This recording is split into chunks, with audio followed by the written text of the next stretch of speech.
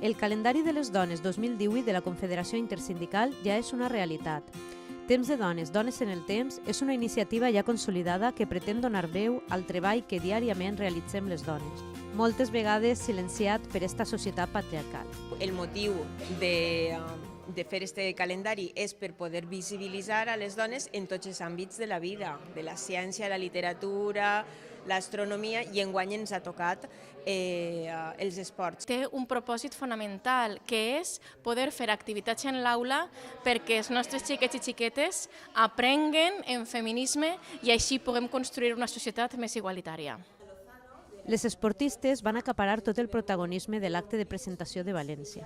Totes elles van coincidir en les dificultats que han hagut de superar i en la falta de reconeixement que pateixen. La Federació Valenciana de Muntanya no va reconèixer les meues escalades d'alt nivell, que no eren competitives, però eren d'alt nivell, i van borrar el meu nom, simplement per ser dona.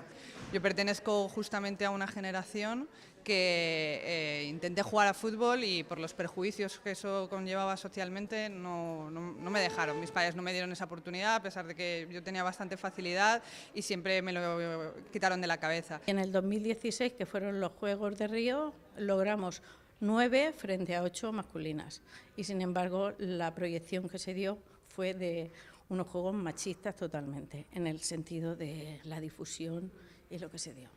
La triatleta Noelia Juan, a pesar dels seus èxits internacionals, té moltes dificultats per aconseguir empreses patrocinadores.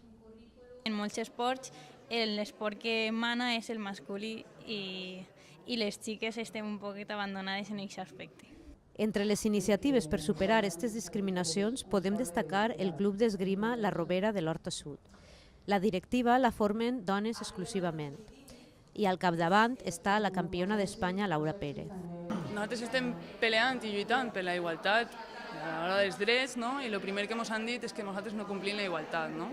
I és algo que me fa gràcia, no? Perquè no n'hi ha clubs d'esgrima en tota Espanya representatius de les dones, no tenen puestos de representació i tampoc n'hi ha clubs de dones exclusius, només està el nostre. Situacions, totes elles injustes, que haurien de ser cosa del passat.